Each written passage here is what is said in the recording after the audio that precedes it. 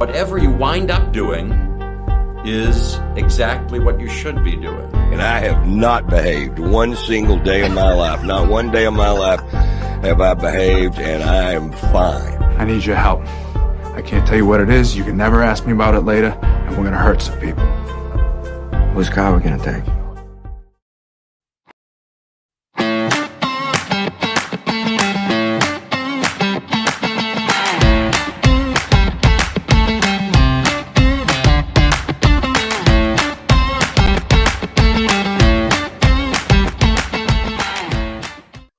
All right. It is Friday. Thank you all for joining us on this Friday afternoon. This is the Nikki Medoro Show. There's the music. Live on YouTube every day starting at noon Pacific time. I am loving this Friday. We have a nice show coming up. CPS. CPS says, kids, nope. No playing outside by yourself. And what do you think about that? Coming up in about 20 minutes, I'll be speaking with Lenore Skenazy. Now, she is the president of Let Grow. It's a nonprofit promoting childhood independence and resilience. And I can't wait to hear what you guys think in the live chat about this, because on one hand, we want to raise independent, resilient children. On the other hand, how many of you parents out there go, you're really letting your kid walk there by themselves or go there or be home alone by themselves at what age? So we'll have that conversation coming up in about 15, 20 minutes with Lenore Skenazy. Also, it is Friday food. I still need to order it. I was going to wait because I want to do it after the bottom of the hour news with Kim. I am going to try for the very first time. Now, I consider myself, and I know it's disappointing, but I am a meat eater, people. I eat meat every single day. I try to, eat less because it's bad for the environment. I believe that, but I do like my meat. And I'm going to try for the very first time plant-based meat, fast food plant-based meat, because I have tried one of those, I think it was a Beyond Meat burger. Someone had made it for me at their house, and it wasn't bad. But every time I go to a fast food restaurant, I think to myself, will this be the time that you actually order the Impossible Meat or the Beyond Meat? And then I always go back to my regular meat. And so I'm going to give it a shot. I talked about this yesterday. If you missed any part of our show, the Nikki Medoro Show can be found on YouTube. Hello to everybody watching on Facebook or watching in the replay. Thank you. But I mentioned this yesterday because we like to do a Friday food segment. That I'm going to do this, and I'm going to be honest, okay? I like Panda Express's orange chicken. My daughter loves it, so whenever I go, I usually get something like that. I also like their honey walnut prawns. I don't think you can get Impossible shrimp yet. So I said today for the Friday food segment, for the very first time, I will give you my honest opinion. I will show you what it looks like when it comes. I'm getting it DoorDashed, which I should probably do right now. I swear to God, my eyes are going. But okay, so let's go to Panda Express and let's see. Well, let's first off see how much this Impossible Meat orange chicken. So now we talked about not ordering a la carte, right? Because never order a la carte from Panda Express. You're getting ripped off. So I'm going to do the small plate. Or should I get the bowl? They never touched on the bowl yesterday. Tell me in the comments. Bowl? One plate? I don't know. Let's just get the plate. No. I mean, should I? See, this is me. I'm just doing this live because this is how I honestly. So there's a plate that gets one side and two entrees. So I'd probably get steamed rice because I don't really care for their chow mein or their fried rice. Steamed rice and then two entrees. Should I get one meat and one Impossible, or is that kind of breaking the deal that I had with y'all? Or should I just get the bowl? I think I'm going to get the plate. All right, we're going to get steamed rice, just one. And then we're going to get the Beyond Original Orange Chicken, just one. And my second entree should be, obviously the honey walnut shrimp. Is that bad? They're putting less. I should get the plate. Okay, so should I do the honey walnut prawn just in case I don't like it? This is my lunch, people. Oh, someone has said, I had the Impossible Burger at Coral's. It tasted good until about halfway through when it started tasting like eggplant. I love eggplant. That's a selling point for me. Dave, it's not a substitute for meat. You have to think of it as its own thing. There is no comparison to real meat. It's not bad though. Okay. I'm getting the honey walnut. I kind of feel like it's going against everything that I'm doing if I cheat a little bit, but I'm still going to do it. Whatever. I'm paying for it. All right. So I already got one. Steamed white rice. All right. I'm ordering my DoorDash. Beyond original chicken. What else do I need to order? 1 side and 2 entrees. That's my side. Let's do this. All right. I guess I need to order white rice. There we go. All right. It's on its way. When it gets here, I will eat it live. See, DoorDash, I swear to God, they rape you. They really freaking do. I mean, I should not be paying that much, honestly, for fast food. But anyways, all right. I do want to say a big thank you to our exclusive founding sponsor, Steve Moskowitz. He is the reason why we can keep the lights on. So if you have any tax problems, please give him a call. 888 Tax Deal, MoskowitzLLP.com. We will be getting into something that has to do with tax planning for the future for your kids, and why a lot of people are advising parents who have a brand new child to start a trust fund for said child. And so we'll get into that later this morning. In a moment, we'll touch on Kyrsten Sinema switching parties. And do you think that that is something that she should do when she has not run for re-election as an independent? So that's coming up in just a moment. But first, starting us off in the super chat is James Buchanan himself. James, I see you in there all the time. Thank you. Yes, the super chat is live.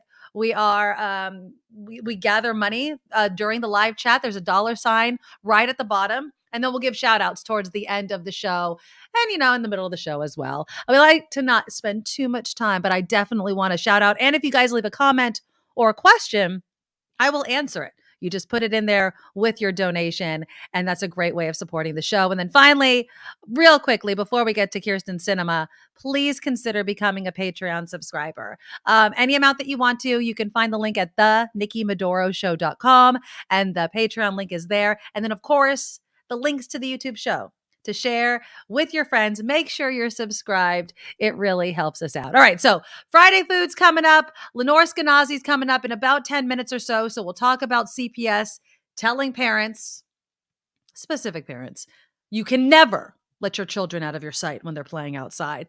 And is that really fair? All right. So Kyrsten Sinema has switched parties.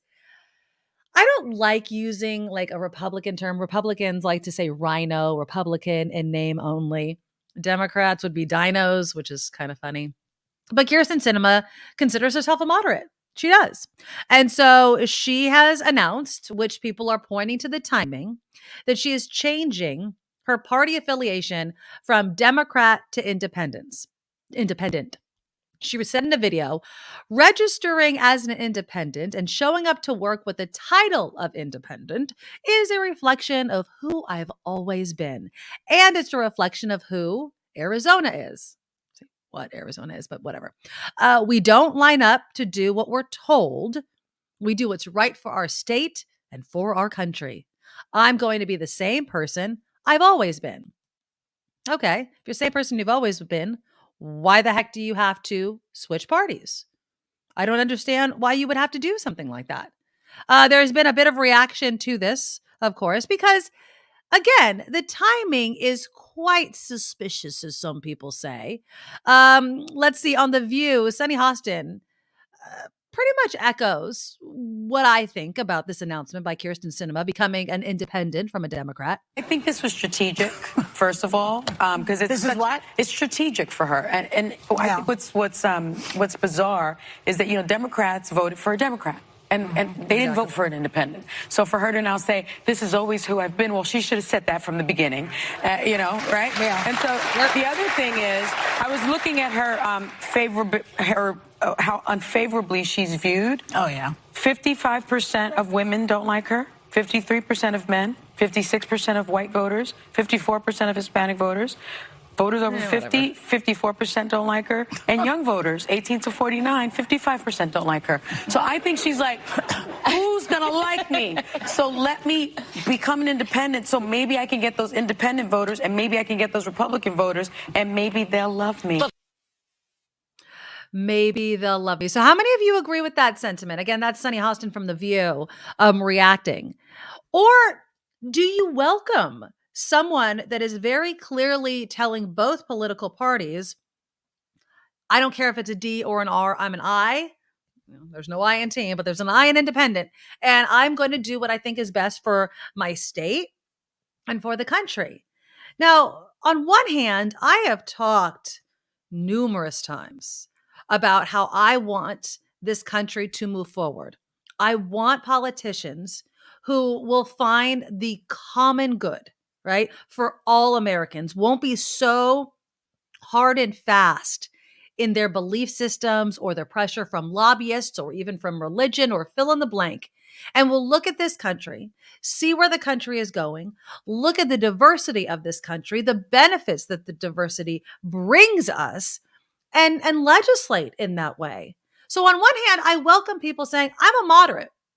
On the other hand, I think there's a valid argument that she ran as a Democrat. There is supposed to be a D after her name.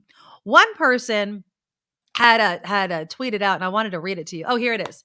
It's a betrayal to the voters of Arizona who elected her as a Democrat, not an independent. This is a joke and a mockery of our system. This needs to be eradicated because you cannot do this within your term. You need to resign or reset after your term is over. Start a new campaign as an independent. I agree with that completely. Look, I elected you because you stood with the Democratic Party platform. I mean, you're running as a Democrat. So I would say, yeah, I think that David says it perfectly. It's a bait and switch. Now, again, some people have said, this is what she always was. She was never a true Democrat. I understand why people would say that. She has been kind of this obstructionist, although somebody on The View was saying, she's voted. I think it was Alyssa Griffin had said she's voted with President Biden 94% of the time. She was instrumental in getting the Respect for Marriage Act, was working across the aisle, kind of twisting arms there. So there is some sort of benefit for having someone who can kind of speak the language of the other side that you've worked with before. If you have compromised, if you've worked on legislation, if you've voted with perhaps someone on the other side of the political aisle, would that mean, or would they be more inclined to listen to you, to have that conversation, to pick up the phone when you call? So on one hand, I think that this could be a good thing, but I think she should have completely ran as an independent then. Switching parties midterm makes it seem like just what Sunny Hostin was saying. I don't have great ratings, favorable poll numbers among this group and that group and that group. So why not just say, look, I'm an independent. So maybe you can grab other people who like the idea of having an independent serve them. Let's see. This is from Cindy. No one will love Sinema. She'll split the vote between her and Democrats because Republicans get elected in 2024. Sinema has been taking a lot of lobby money to slow down and weaken Biden's agenda. Perhaps. But again, she has voted with the President Biden, more than 90% of the time. So is this something that we should welcome? How about this? Do you like the idea of someone being part of the independent party versus a Democrat or a Republican? I mean, how many times do people rail against the fact that we have this only two-party, major party system? Yes, there's the Green Party. Yes, there's the Independents. Yes, there's all these other parties. But what happens if, let's just say, the Green Party gets popular with a certain issue or a certain candidate? Usually it's the Democratic Party will just absorb that onto their platform. Oh, look, you don't have to vote for the Green Party. Vote for us. We have the numbers. They're going to be a spoiler. And so don't do that. Yeah, as far as what Arizona is, though, is Arizona changing so much that she feels safer as an independent than, let's say, a Republican? Because, before Arizona was pretty red. Now I would say, not that it's blue, but it's definitely purple. And I think that if you're dealing or wanting to represent a state that is purple, you need to start painting yourself with that color as well. And so maybe that's what Kirsten Sinema is trying to do. She is going to get primaried, or I don't, yeah. I mean, in 2024, there are already people from the Democratic Party that are going to try to challenge her for her seat. And so maybe she's just setting herself up for this sort of debate. Do you Arizonans want somebody that is very deeply, solidly blue? Or do you want a candidate that is a bit purple, that will listen to both sides, that has voted with both sides, that has kind of been that voice of moderation? I could see that would be attractive for people living in a state like Arizona. Now, I don't think, Chris, that it would avoid. Democrats would come out against her. I don't know if it serves her not to have that D on the other side of her name. Eric's correct. There needs to be more than two viable parties. But like I mentioned, it would be very difficult for that to happen simply because the two major parties would just start talking those talking points, adopt the policy, kind of take those viewpoints, and then sell to those in the other party or that support the other party. Look, vote with us. We'll have the votes. This person can actually get elected instead of being a spoiler in the election. And that's the biggest issue and the biggest worry from either major political party is that you're going to have someone come in and siphon off those votes, and then your party or your person is going to lose. So we'll see what happens. I mean, it's sad to say that 2024 has already started. The election process has already started. People, obviously, like Kirsten Sinema and others, are making their intentions known. And so it'll be very interesting to see what happens in a state like Arizona.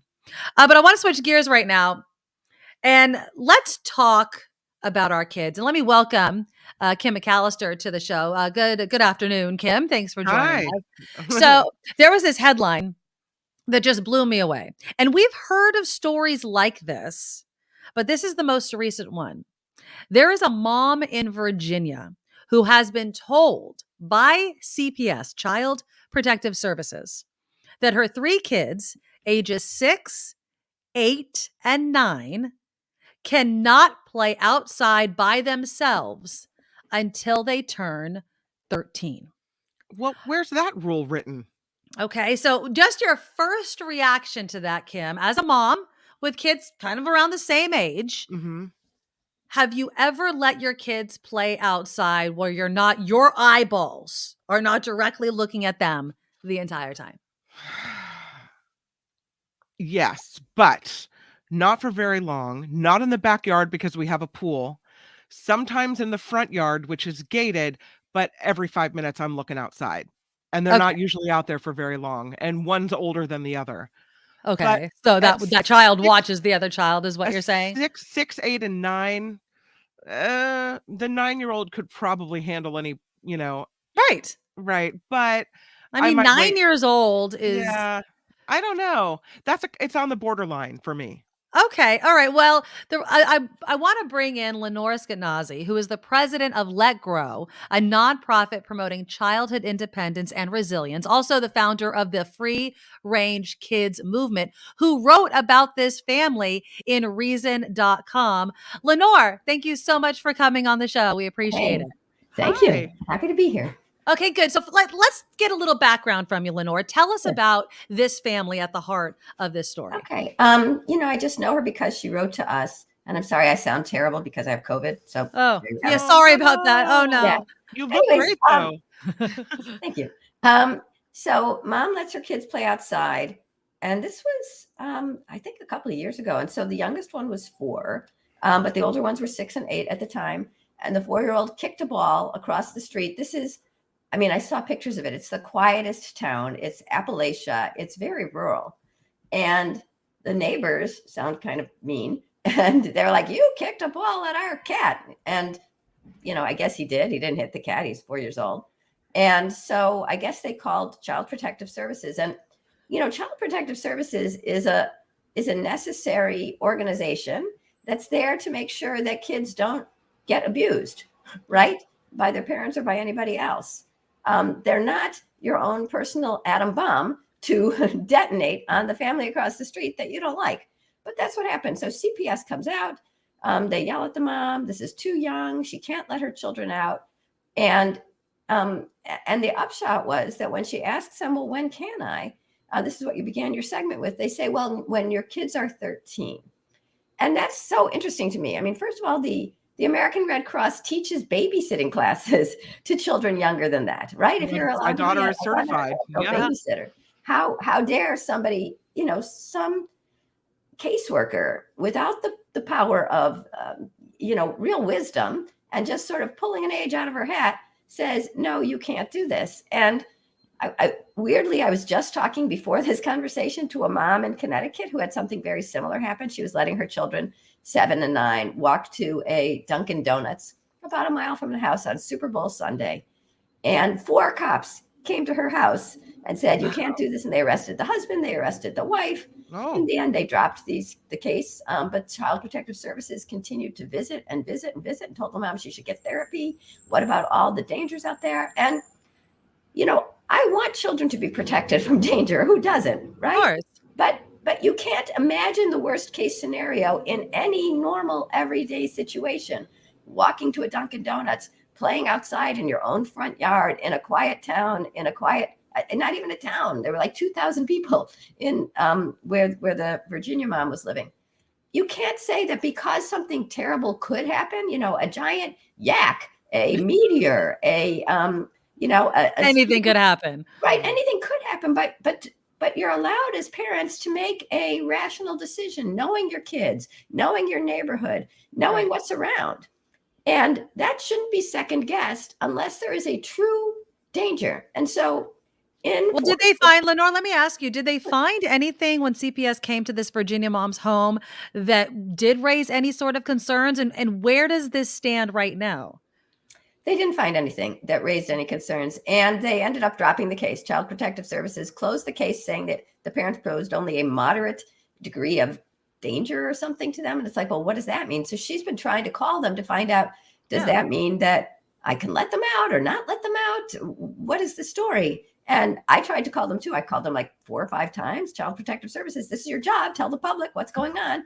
And they never returned a call. So nobody knows exactly how it stands. But for instance, this mother I was talking to today, whose kids were 7 and 9, walking to the Dunkin' Donuts on Super Bowl Sunday 2 years ago, 2019. She hasn't let her kids play outside since then. Her older daughter is now 12. Sad. And, it's not like there's no harm, no foul in keeping the kids under lock and key. Kids are getting obese. They're getting diabetic. They're getting depressed. They're getting anxious. And you would be too if you were locked in the house, told that like outside is so dangerous that you can't go out without an adult with you, Velcroed to you all the time until you're 12, 13, 14. Don't you think also, and you mentioned, kind of alluded to this, that, not all, I'll just use my child's age, 8-year-olds are the same. Right. So where, and I think you have to say a parent really knows their child. So where one 8-year-old would be perfectly fine to play outside by themselves, my son would not be. Like, so, and I know that about him. Like he would wander off and God knows when I'd see him again. So there's just I think you have to give some trust to parents to know that, okay, they can gauge what their children are capable of. That's literally the word. It's trust. It's almost like we're rewarding an extreme lack of trust in the parents, in the kids, in the neighbors, in the neighborhood. And you're so right. A parent knows their kids well, certainly better than somebody who drops in on the house one time and looks in their refrigerator. Do they have enough food? Is the place messy? Oh my God, you can't tell what's going on here. But we've changed the law in 4 states, in Colorado, Texas, Utah, and Oklahoma.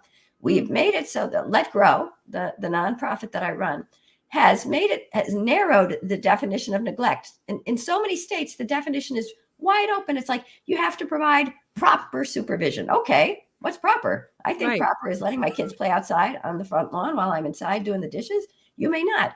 But so we're trying to make it so that the law now says neglect is when you put your kids in obvious, serious, and likely harm. Not anytime you take your eyes off your kids, because we don't want a parent putting their kids in obvious, serious, and likely harm. But we also don't want to criminalize parents who say, go and play outside. I'll look at you from the window. I'm doing the dishes. Yeah.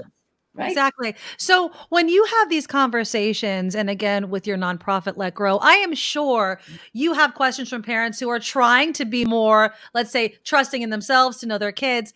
How do you counter the horror stories, right? Oh my God, they fell down the well, or they got run over, or something. I thought the horror stories are about CPS. I always feel like, I hear so much from people that like, they're not afraid of kidnappers. There's no well on the property. They're afraid of somebody calling 911. And the real problem now, I think, is that we have phones.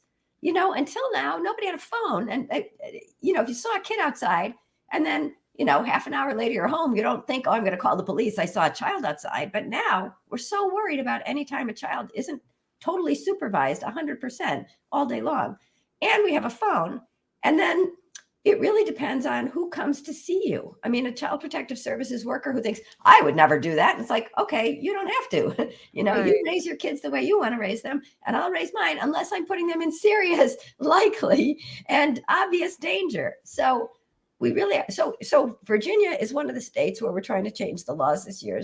Connecticut is as well, Nebraska and Michigan. And actually, without us, South Carolina has come up with a law that sounds similar to ours too. So that's nice when things happen spontaneously. Yeah. I mean, I think that especially following COVID and so many people locked up, I understand and I am empathetic to parents. But when I hear stories like this, Laura, it blows my mind, because I feel like there is such a jump between, oh my God, those kids look a little young, in my opinion, to be outside. And instead of knocking on the door, having the conversation, we're going to jump to CPS, which can open up a whole bag of worms and tragedy and trauma for the child that you claim you're supposedly protecting.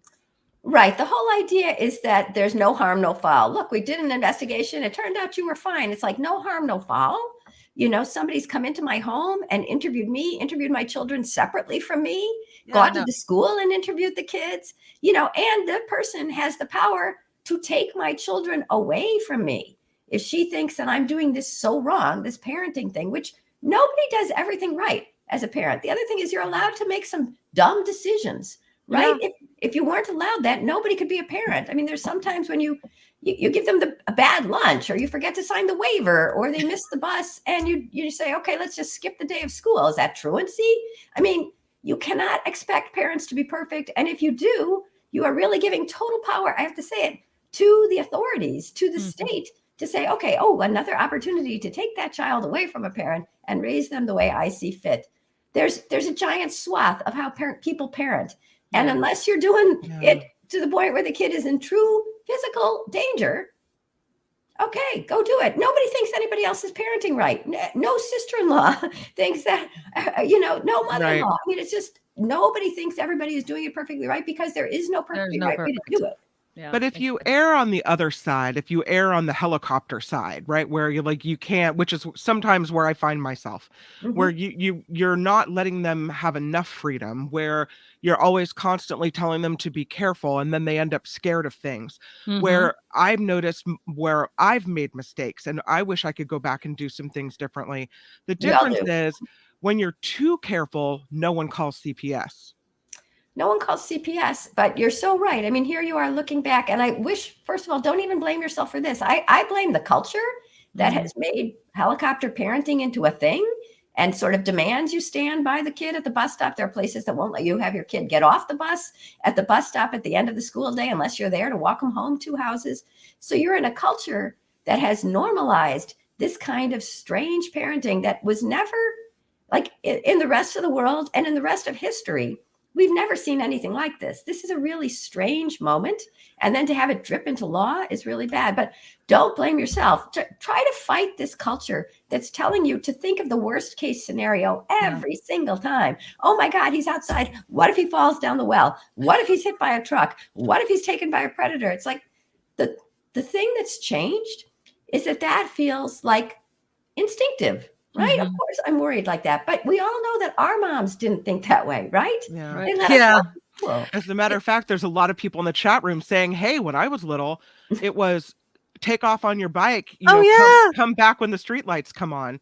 And so how did we go from that's okay to be, gone and riding around the neighborhood on your bike to now, oh God, where's my kid? Well, I think it's also because we have the phones that you were just talking about, Lenore, that everybody has also tells us every time something bad happens. So then it becomes common. Of course, your kid's going to get kidnapped if you let them out of your sight, because look at this kidnap story I saw on this kidnap. And these things happen, but we're thinking that it's happening everywhere all the time when it's not. That's why it makes the news, is because it's not happening all the time.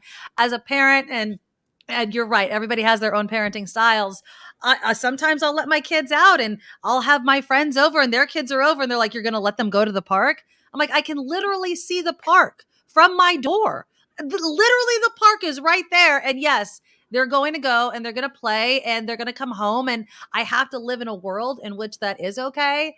And again, I think your organization is great. I think it's an interesting conversation because of the swath of parenting that there is in this country.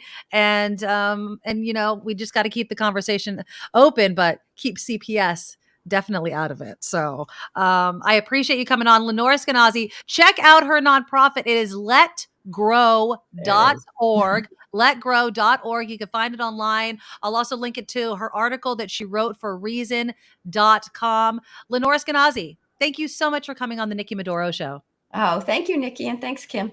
All right. Thanks. Have a good weekend. Thank you. Yeah, she was awesome. I mean, when I saw this headline, what's funny to me is I knew that you were going to bring up some sort of helicopter parenting type of thing. Well, because I would never consider you a helicopter parent, though. No, but I'm super, I check Common Sense Media before I let them watch anything. I'm very careful because, as Lenore was saying, we're all making mistakes. I'm trying to keep them to a minimum. Yeah, I hear you. And I did that with Julia, Nikki. I said, every time we're at the park, they have those big play structures and then there's an opening at the top. Why they make the opening, God only knows, but I'm afraid she's going to fall out and break her arm. I'm telling her the whole time, be careful, be careful. Oh my God. And you know what? Really? I raised a daughter who was then petrified to take chances and take risks. And I could kick myself now. So I did it differently with my son. The kid is a total risk taker, which can be good and bad. But it's, you don't realize how much effect those little things that you do, have on your kids. And so I don't know. I mean, it's hard. We want to keep them safe. And part of me is like, oh my God, I screwed up. So. Well, you didn't screw up. It's just you have to ask yourself, at what point are they going to learn to do it? So for instance, my husband has a huge problem with my children walking, let's say, to the coffee shop. I do not. The reason he has a problem is it's a very busy street, but we let our children walk across busy streets all the time with their friends. So it's kind of a story I think my husband has in his mind that something's going to happen. And then as far as, letting my kids out of my sight, I say the same thing to my kids all of the time. I go, okay, keep an eye out for perverts and don't talk to anybody. No adult is asking a child for help. I tell them that all the time. I'm like, if an adult starts talking to you, you back up. I'm like, there is no reason why an adult should be talking to you, asking for that never, and my kids know. I just yell after them, watch out for perverts. And they go, yep. And I'm like, okay, bye. And I trust that they'll be okay. My friend has a daughter. They live kind of closer to downtown with a park nearby. Right. And she lets her daughter ride her bike down to the park by herself. And everything's fine. But my kids, because they haven't been allowed that kind of free reign, they're not as good as slowing down where a car could be backing out of a driveway. Oh, yeah. Yesterday, Julia said her friend had to stop her in the street because a car was coming. So it's like my kids are not as savvy when it comes to looking around because I didn't give them, because I did that for them. Mm-hmm. You know what I mean? When I let my son start walking, and this was when he was still in elementary school, I let him walk home, and his sister was also walking home, and it's a big crew of school people like leaving and walking home, and so I knew that the group made him a little safer. But there's a busy street and then there's the side streets, right? And it was always the side street driver that I'm more concerned about because they're just looking to get out and Right. that kid might be crossing. And so every single time when I would walk my kids to school, I'd be like, stop at the corner and then look both ways. And my son loved running all the way up to the corner while we were still walking. And every time I'd watch him, and he'd have to look, and then he'd have to wait, of course, for us. But yeah, you have to do that to teach them. And your kids are growing up and they're going to get that, but you don't want to make that kind of mistake. We got this great text from Nick. He writes, the uncomfortable truth is there's no way to keep your kids 100% safe. Of course, no. They're going out in the world and there's a risk they're going to get hurt. And he is totally right. And if you try to keep them too safe, which is our job as parents, right? Exactly. Keep them safe because we want them to live and thrive. But if we do it too much, there's like this happy balance where if we don't let them have some freedom, then they'll never be able to thrive on their own, which is kind of the end goal. Exactly. Okay, we'll continue this conversation. Kim's going to do some news because I have to go to my door. Kim, I had my orange chicken delivered. Okay. It's sitting outside my door. So after your news, I am going to, for the first time, try fast food, plant-based meat. I have ordered the orange chicken from Panda Express. I'm going to give you my honest opinion. I'm not going to try to taste it like I'm going to pretend like it's just orange chicken. That's what I'm going to tell in my mind. So while Kim does the news, I'll touch on that. We can continue this. I know we're getting a lot of great conversations regarding what we do for our kids to prepare them for being out of our sight. There was this really sad story out of Oakland. You know, when the kids are in your sight, you feel like they should be safe, right? But what if they're at school and this mom in Oakland, her son is still recuperating after being stabbed several times at school. So how much responsibility should the school have versus you? I mean, not that CPS would be called on the school, but there is something to be said for that. Also, I want to get everybody's opinion about tipping your Amazon driver. Apparently, Amazon is letting you give your driver a tip in a very simple way. I want to know if anybody's tried the Alexa Thank My Driver feature, and whether or not this is actually something you would support, because I have my concerns about it. And Elon Musk is saying Twitter will start showing if you have been shadow banned. And if you don't know what that is, I will educate you on what shadow banning is. But first, we need to take a look at some news. Now, from around the world to up your street, the Nikki Medoro Show presents News Czar Kim McAllister. And this report sponsored by tax attorney Steve Moskowitz at 888 Tax Deal. Russia is warning folks, don't mistake the prisoner exchange involving Brittany Griner for any improvement in relations with the United States. What they're saying is, we're still not your friend. Speaking to a Russian newspaper, Kremlin spokesman Dmitry Peskov said relations between the United States and Russia are still in what he called a sorry state. He insists that talks that led to Griner being exchanged for Russian arms dealer Viktor Bout were the only reason why the two nations were even speaking. Senator Kristen Sinema's exit from the Democratic Party will not impact its majority in the Senate. That, according to the White House press secretary Karine Jean-Pierre, she emphasized that President Biden has partnered with Sinema on his key legislative priorities, and the newly independent senator voted along with his agenda 93% of the time. We'll see if that continues. More than $250 million worth of weapons and equipment now going to Ukraine. The total package worth $275 million. The Pentagon says 150 generators are heading overseas, so are ambulances. The parents of an admitted school shooter in Michigan are trying to get their bond lowered to allow them to be out of jail until their trial next year. James and Jennifer Crumbly are charged with 4 counts of involuntary manslaughter in the deaths of 4 Oxford high school students who were shot and killed by their then 15-year-old son. He's since pleaded guilty. The Crumblys are accused by prosecution of being grossly negligent in caring for their son. There's a California pot company looking at what may be the largest cannabis fine in state history. The $128 million fine for Cushy Punch Jummies is for illegally producing millions of cannabis gummies at an unlicensed Los Angeles facility.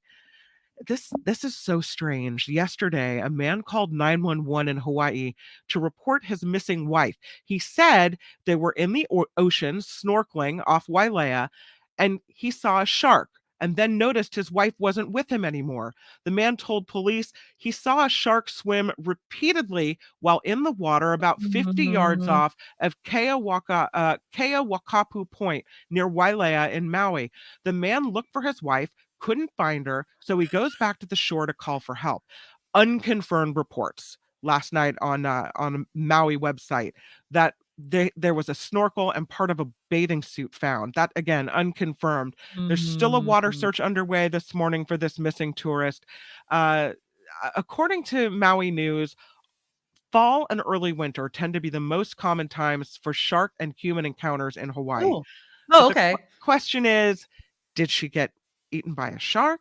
Did she or did he kill her? Mishap in the ocean? Or is it more sinister? That's right. You know me, I'm always like, he killed his wife. I mean, whenever a wife goes missing, oftentimes it's the husband. But I hope, Does it seem weird to swim back to shore and call for help? Does it seem what else are you going to do? You have to swim back. I mean, because you're swimming together, she has to be near you, right? So I mean, why leave that area? You're never going to remember exactly where you were when she wasn't with you anymore. But, I mean, what other choice did he have? Sometimes when you're snorkeling, and again, I haven't snorkeled in years, but you know, you kind of get separated because you're not paying attention to where the other person is. You're looking at the fish or whatever. Right.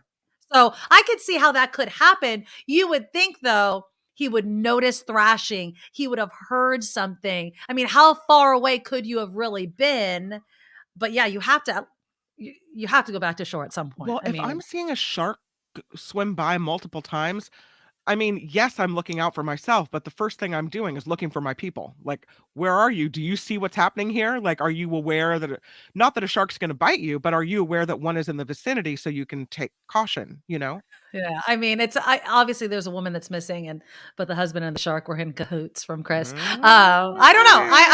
I always put my money on the husband did it. I watch too much crime. I watch way too many crime shows to be like. If it's a case of husband or shark, I'm going husband. I'm going husband. Yeah, exactly. Denver's district attorney is dismissing a drug charge against a local rabbi arrested for growing different types of psychedelic mushrooms. Oh, rabbi. Oh, no. Denver DA's office announcing it is dismissing the charge against Ben Gorlick. He was arrested in February at a North Denver warehouse where investigators found more than 30 different types of psychedelic mushrooms. The DA's office said the recent passage of a statewide ballot measure legalizing the possession and use of those mushrooms was a factor in the decision to dismiss the case. So go ahead, Rabbi, go get your mushrooms. You know, I'll say this. One, it's legal, so that answers that question, and maybe he's using it to get closer to God. I mean, that's what you hear from people. Experiences. I'm not kidding, kid. But honestly, like, people have these psychedelic experiences, and because of what it does to the brain, and it inhibits one and like enhances another, that people feel like they have these spiritual events in their lives. So. Go on, Rabbi. Do your mushrooms if you want to. There you go. Go get it, my friend. This report sponsored by tax attorney Steve Moskowitz. For more than 30 years, Steve has put his tax knowledge to work for individuals and businesses. If you need help with your taxes, give Steve a call at 888-TAX-DEAL. He's also online. Very fancy website, MoskowitzLLP.com. I'm Kim McAllister on The Nikki Medoro Show. All right, I have it. I got it delivered. This is my orange chicken that's not really chicken. Oh, it looks pretty good. All right, can I show you? Let's see, can you guys see that? It doesn't look too bad. So this is the honey walnut prawns. I cheated because it was a plate that I got 2 entrees. So in case I don't like the chicken, I have something to eat later. I will say this. Okay, let me lower the music just a bit. Okay, so just from appearance sake, it looks different. It looks way too perfect, if I'm being honest. So I don't know. Oh. It looks a little perfect. Is that chicken? This is chicken. This It's is the the fake plant-based chicken. chicken. It's the Okay. fake chicken. All right. So I have to take a bite. Is this your first foray This into is- the fake chicken world? I have never eaten fake chicken in my life. Okay.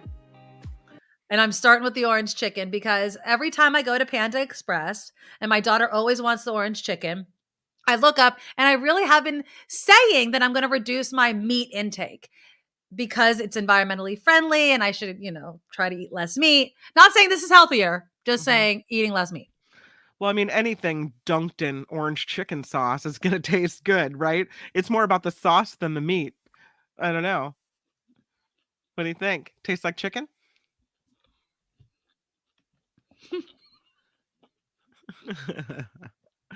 I don't know. If you didn't tell me that wasn't chicken, I would have no idea. Really? I'm going to do it again so you could just keep talking. 'Cause I'm Is starving. it full of protein, I wonder? Like, does it still have protein Google it. in Google it? it. Ooh, there's a little spice to it. It's Oh. really good. Does it taste just like the regular chicken dish? I will say the chew, not that it's not pleasant. Sorry, I'm eating with my mouth full. Okay. It seems a little different. Maybe I should have gotten half and half, but I didn't. John calls it, instead of chicken, he calls it like ficken, like fakin. Fake. That looks like a cuss word, my friend, and I'm not gonna say that. This is Bacon. good. Yeah. Hands down. Oh, bacon. Bacon's better. Bacon. I will say this. I'll totally order it again. To Really? get that. Yeah. Oh, absolutely. I mean, I am like 2 for 2 on things I thought were going to be gross for Friday food and turned out to be pretty good. I wonder what. Oh yeah, with the pilk last week. I wonder if Randy's question is true. Is it healthier for you than the real I doubt it. chicken? I'm not doing this mean- for my health. I'm not getting Panda Express because I'm on a diet. Right? No, because the sauce is probably still full of sugary because it's a taste of tangy sugar, whatever. And it's still processed. I mean, Yeah, Mm-hmm. yeah, it's good stuff. Oh, All heck right. yeah. So the fake orange chicken at Panda Express 2 thumbs up, is baby. a good 2 thumbs up. vegetarian option, right? I mean, honestly, I'm surprised at how good that really is. Honestly, if you didn't tell me, I bet you, you know what I should do? And she's at school. I should fool my kid and see if she likes No, it. that's mean. Don't do Why it. is that mean? It's not like it's bad for her. I'm not poisoning So, her. twice in my life, I've been tricked, and I'm still mad about both times. My beloved grandfather, one time we were out to dinner, and he was his family comes from a history of being German butcher shop. Okay. Okay, so they always ate like all the meat and all the weird stuff that I Like want no awful part of. stuff?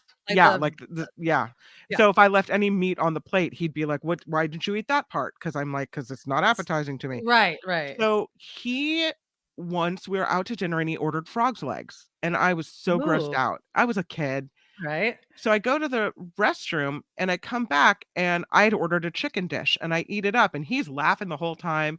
Well, he had put some frog legs in there. He goes, "You didn't even notice. It tastes just like the chicken. You had no clue."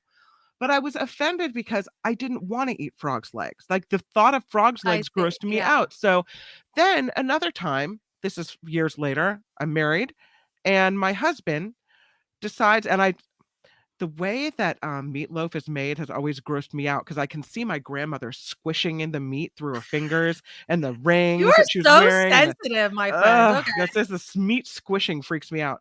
So I'm not a fan of the meatloaf. I just like I have those visions of it. So he makes this meatloaf, but I take a bite. He's like, "See, it's not bad. It's great. Oh, No no. rings. Don't worry about it. It didn't get squished. I wore gloves. Right. Everything's fine." It turns out it was not the traditional meatloaf. It was buffaloaf. He goes, "But if I told you it was Oh. buffalo meat, you never would have eaten it." But see, I want the opportunity to make the choice to go, do Mm. I want this alternative meat source or do I not? So when you see Yeah. you're gonna trick her, it's like, I don't know. Well, okay. How about this? What if I bring it up and I say, "Would you be mad?" And if she said yes, I'd be mad, then I won't do it. But if she was like, I don't really care, I'll give it a shot. Right. She probably probably wouldn't care. wouldn't. No. You know what I should do? I know I shouldn't lie, but what if I don't even say anything at all? What if I had this and I have leftovers? Oh yeah. And then she you just goes in leave the it there. fridge Yeah. And she's like, oh, it's orange chicken. And Orange she eats chicken. it. She would love it. Right? Now, have I ever been fooled? Okay, so let me ask you this. If you feel that way about like frog legs and buffalo, what about parents that hide vegetables in the food? Is that okay? If the kid really doesn't want to eat that carrot or that broccoli, is I it don't the have same thing? I guess I don't have a problem with that, and I can't really put my finger on why. Because you want them to eat it and you don't care Yes. about it. What I wonder though is if you weren't vegetarian, right? Mhm. Why would you order the fake chicken, orange chicken? Less If meat to the environmental aspect of it all. But there's not an environmental impact with chicken. It's just cows burping and farting, right? So Well, unless you're chicken gonna have and the farms and the livelihood of those chickens. I mean, you saved a chicken's life by if people don't eat oh, real chicken, then the chickens okay, don't have to be all. so then your reasons are vegetarian in nature. Or not. I mean, I don't want chickens to be all crammed up, even though they're delicious. I like free range chicken. Run around before I eat your ass. You know, I mean, I have a heart, Kim. I mean, Yeah, I don't but you want know these the Panda Express chicken is not the chicken that's treated well. Those are not I they're don't- they're not that's- that's the cheap chicken. That's not the fancy chicken. Oh goodness gracious. I don't know. I mean, I'm a meat eater. I don't apologize for the food that I eat. I just want to eat less of it because I Right. know for the chickens, for some of them, the factory farm is awful. For the cows, cow life, I mean, whatever, but also the environmental impact of it. So that's what I'm trying to do. Am I giving up meat?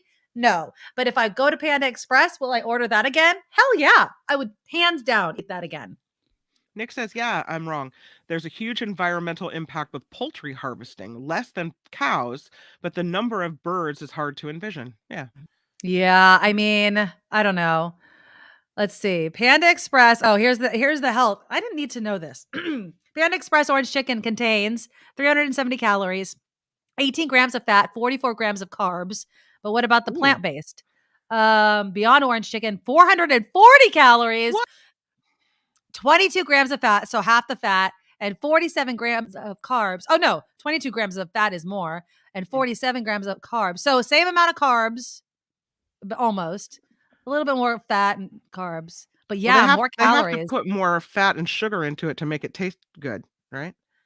I don't know. What is beyond orange? What is beyond chicken made of? What did you just eat? Bowel Movement Express from Chris. Look, people, you're making me not want to do this again. I thought we were all in cahoots, so we're gonna, try to eat less meat. I never thought it was healthier, though. I'm not going to Panda Express to lose weight. Rabbit, Eric writes, needs to become more common as meat. It's more sustainable. Yes, there's issues with specific amino acid deficits, but if it's not your only source of food, it's fine. Rabbit. Have I ever had a rabbit? I don't I think can't so. eat animals that are cute for the same reason I can't eat a lamb. Well, all veal. the cows are flipping you off. I mean, They're not cute. I'm sorry. Rabbits are cute. You can't eat I've a had. rabbit. What have you ever had? Lamb? No, it's too cute. Have you ever I had seen little lamb. I mean, where I live, you see the little lambs jumping around in the fields. They like have springs in their feet. They're adorable. I can't eat that. I've eaten lamb many times. I've eaten buffalo. I've eaten frog's legs. I've eaten escargot. I've eaten obviously chicken and beef, fish. There's not much I don't eat. You're quite the Crickets. carnivore. I told you I am a carnivore. A carnivore that just ate plant-based chicken. Crickets. I've had crickets, chocolate-covered crickets. I've had that. It's not Have bad. you really? Mhm. Wasn't it crunchy and gross? No, it's crunchy and it tastes like chocolate. That's it. If you have chocolate-covered crickets, you want to know what it tastes like? Crunchy chocolate. That's what it tastes like. Impossible meats use significantly less water, land, and energy, and generates fewer emissions than typical beef or chicken. I love you, Kristen Storms. Thank you. So yeah, if you're gonna eat it, I say go. If flavor wise, 2 thumbs up. You want to know what else is going plant based? I want to throw this in real quickly. Philadelphia cream cheese. Did you hear about this? So let me show you the picture because they have a cute little picture to advertise it all. Of course, I didn't freaking put it in there. But so Philadelphia cream cheese is going plant-based. Look at this cute little picture that they have. Once it uploads. There you go. New plant-based. All right. So Philadelphia cream cheese has announced that they're going to try to reduce, I guess, their footprint.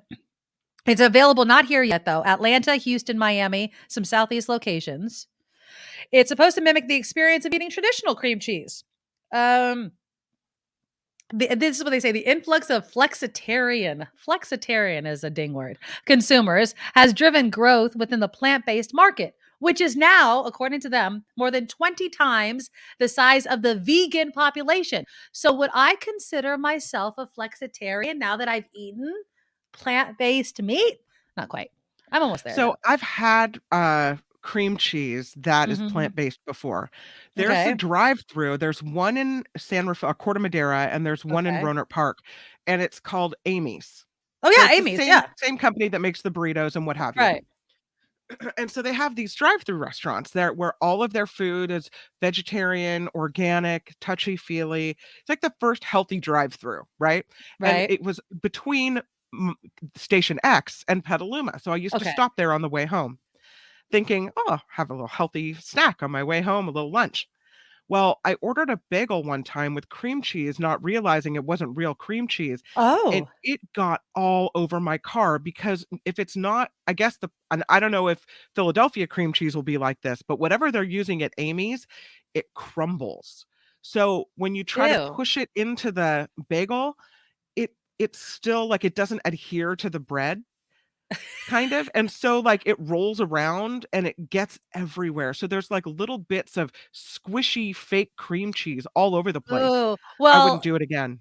so this recipe that Philadelphia cream cheese is coming out with that's plant-based is made with coconut oil and faba bean, F-A-B-A, not fava, but faba, Okay. faba bean protein. There's no added flavors or dyes. There's no dairy. There's no lactose. There's no gluten. But they say, unlike your Amy thing, it mirrors the taste and texture of the Philadelphia brand. So we might have to put this on the Friday food segment, Kim McAllister, and figure it Mhm. out. I love cream cheese. Yeah, That's it. I think we do. Yeah. And that's something we could both participate in. I'm There down you with go. that. Yeah, exactly. Mhm. Once you get your camera turned on, Kim McAllister. Okay, so that's happening on Monday. So on Monday, you will always be Mhm. on camera with me. Here's the problem. See, I'm a radio girl, right? It's So always am been I. No excuses. No. it's always been more about personality than it has been about appearance. You are gorgeous, Oh, shut up. beautiful. So are Your you. appearance Shut up. only adds to the show. My Oh, appearance stop. might detract It from the will show. not. It will not. So, but Shut up. because Mark is going to go visit his parents in DC next week, he Mm. said he's leaving me in charge, which by the way, you have to come on with me and do the last few minutes so Oh, of we can course. crosstalk. Yes. Yes, But yes, yes.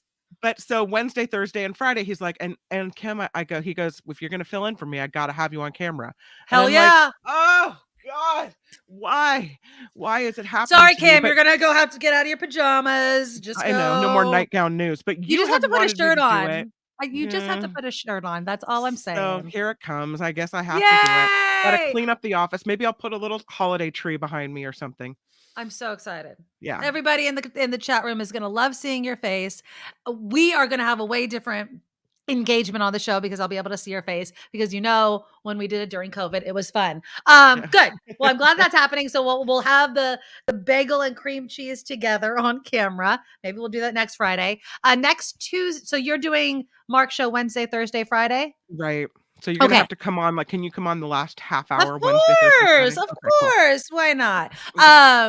But Tuesday, we're gonna have another pre-recorded show. My daughter's going for her next infusion. But the good news is after that, hopefully, fingers crossed, it will only be once a month. So Nice. Okay. Tuesday, I have something planned for Tuesday, hopefully. Monday will be a regular show. So that's just kind of some scheduling excitement that's happening next week. And I'm excited to see you on Mark's show. That's gonna be fun.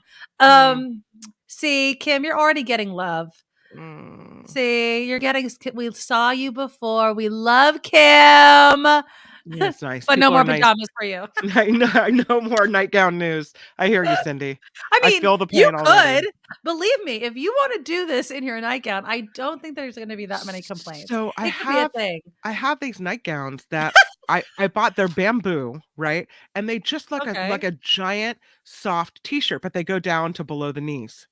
So it would look like I'm just wearing a long sleeve t-shirt. If you Then see me wear in it. that, it's a nightgown. That's right.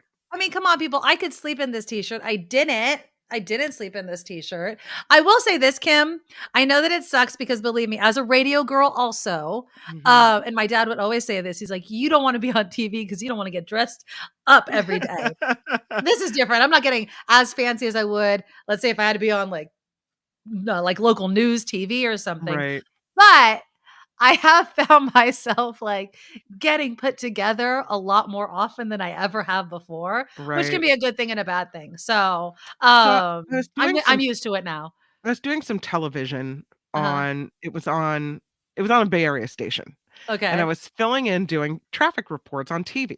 Okay. And I did this report and I broke news because I was listening to the scanner. So I Oh broke a yeah. Yeah. fire. Like it was a great traffic report, breaking news, all kinds of stuff. And I'm like, yeah, I get off the air and I'm thinking, nailed it. The hotline rings, which the hotline is The kind of a boss. direct line between the boss to you, right? Right. So when the hotline rings, you pick it up quick. Hotline rings right after I get off the air, and I'm like, oh man, they're gonna either say I did great or next time call the newsroom and give those tips to the reporter first or whatever. Right. So I answer and they say, hey, would you mind putting your hair behind you?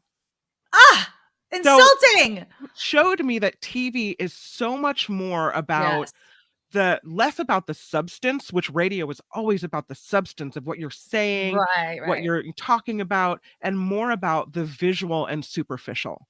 But I don't think that this show or YouTube is. No. I'm going to tell you that. I think that YouTube and this platform that we have and all of our viewers and people that love you and watch us in replay, I think they're just going to love the interaction between two very strong women putting on a fun show every day starting at noon. Agree. You know what I mean? So don't even sweat it, sweetheart. It's going to be great. So I'm I'll so brush my excited. hair and get dressed. Fine. Okay. Only half though. I'm telling you, the chair is the great equalizer. You have no idea what I have underneath here. I'm just kidding. It's James. You have no idea. Okay. What do we have coming up? Tim Sika is going to be joining us in the back half of the show. We'll be talking movies. I'm really excited to get his take on The Whale. That's the one with Brendan Fraser, which I really want to see. Now, Emancipation is also coming out. I have to double check with Tim, but I believe I'm correct that I could see it on Apple TV Plus if you have Apple TV. So I can watch that for free. So I'll probably watch that. There's another movie, Empire of Light. We'll get his take on that. And then EO, which is from the Cannes Festival, apparently was a winner. So we'll see if he likes that movie. There's so many things coming out. Also, after Kim's news, we're going to touch on the fact that within the next 3 weeks, most people will have a higher likelihood of dying, which is just a great positive story. Yeah. So you are more likely to die. And I'll tell you what days coming up right after Kim's news, because that's a headline crazy. for you. What kind of show is this? It's one that gives you food and death. I don't know how else to put it, I guess. First we feed you and then we kill you. I mean, you did the shark story. Come on, we love murder over here. Should you set your child up with a trust fund? Apparently, having trust fund babies is very, very smart. I don't know how many of you are trust fund babies, but we'll get into that. Also, the continued fallout of what the hell is going on over at Good Morning America because of the love triangle that's happening. But more than that, how do you think the competition feels about the headlines surrounding Good Morning America's TJ Holmes and Amy Robach? Do they like it? Do you hate it? And then there's a Christmas special that some people, especially of our generation, have been possibly looking forward to that's been canceled because of some allegations against someone inside that special. So we'll get into that. Again, Tim Sika, if we have time, we'll eventually get to the Harry and Meghan trailer, something I also kind of want to see. I want to get Kim McAllister's take on that. But first, let us do some news. Now, from around the world to up your street, the Nikki Medoro Show presents News Czar Kim McAllister. And this report is sponsored by tax attorney Steve Moskowitz at 888 Tax Deal. WNBA star Brittany Griner back in the United States after being held in Russia for 9 months. The 32-year-old Phoenix Mercury center arrived in San Antonio, Texas early this morning following a prisoner exchange for Russian arms dealer Victor Bout. She'd been detained in Russia since February when screeners at a Moscow airport said they found vape cartridges containing a small amount of hashish in her luggage. She had been sentenced to 9 years in a Russian penal colony, but again, she's now back in America. The Justice Department is asking a federal judge to hold former President Trump's legal team in contempt of court over documents seized from his Mar-a-Lago estate. It said the former president failed to comply with a May subpoena for all classified materials. Former President Trump is under criminal investigation for taking government documents from the White House when he left office. Arizona Senator Kristen Sinema, again, as we've mentioned, leaving the Democratic Party. In an op-ed written for azcentral.com, Sinema announced she has now registered as an independent. Sinema's announcement comes just days after Democrats won a 51-49 majority when Senator Raphael Warnock prevailed in Georgia's runoff election.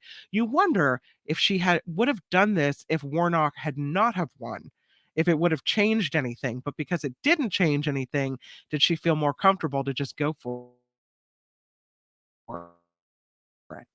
The police tip line for the Idaho college murders is now being routed to the FBI. Police in the town of Moscow, Idaho, had set up the tip line for information about last month's unsolved murder of 4 University of Idaho students.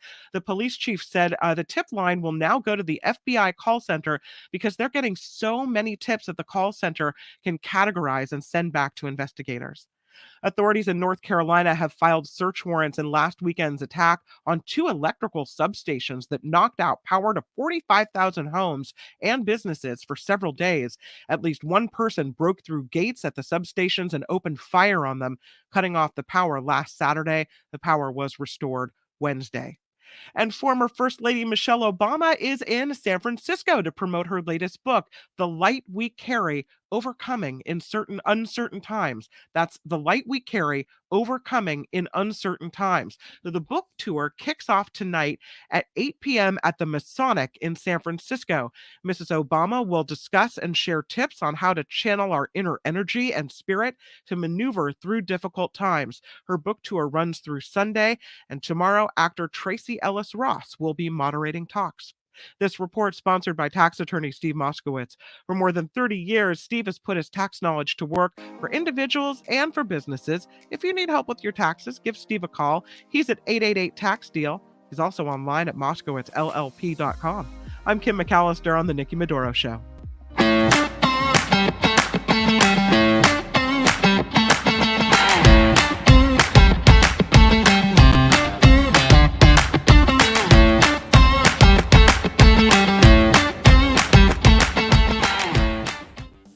All right. Thanks for joining us for the second hour of the Nikki Medoro Show. And yes, a big thank you to Steve Moskowitz, our exclusive founding sponsor. Give him a call.